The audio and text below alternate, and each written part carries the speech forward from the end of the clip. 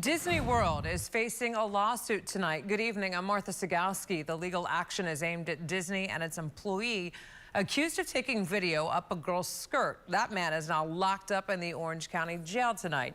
Channel 9's Scott Martin joining us live outside the theme park. And Scott, you learned that one of the alleged victims just filed that lawsuit. Martha, good evening. The lawsuit claims that Disney World should have known that Jorge Diaz-Vega had a history of taking inappropriate videos. It's why that family is now suing the theme park for negligence. A new 18-page lawsuit claims Disney World should have known Diaz-Vega was unfit for his position and posed a risk for park guests and employees. The lawsuit says the park should have been aware of evidence uncovered by investigators that included more than 600 images and videos of unwitting victims on his phone. Criminal attorney Jose Rivas explains why the lawsuit has ground. Now, all the plaintiff needs to prove is that this individual, this defendant, was working during the course of employment. He committed this act, and that Disney had a duty to investigate him. Court documents reveal the victim in the lawsuit was 14 years old at the time of the March 2023 incident. She told her grandmother Diaz-Vega bent over to pick up a toy and used his cell phone to take a picture under her dress while at the marketplace inside the Star Wars Galaxy Edge. Both an Orange County Sheriff's Office affidavit and the lawsuit say Diaz-Vega's recording history involved park employees.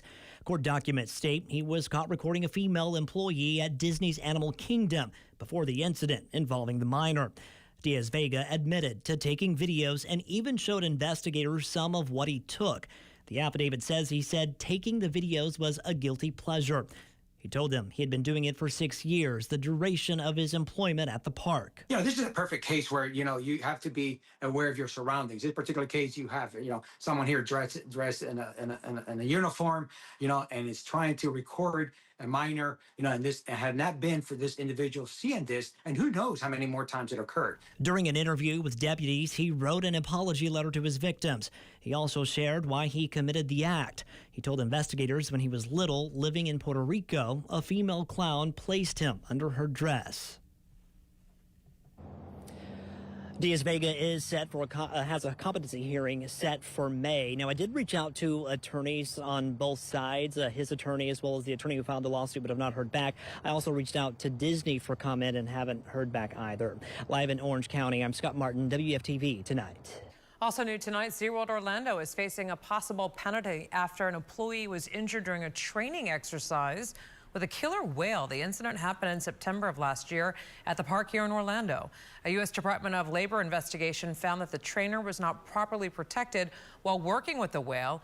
OSHA has proposed a $16,000 penalty. SeaWorld now has 15 business days to comply with the fine or contest those findings.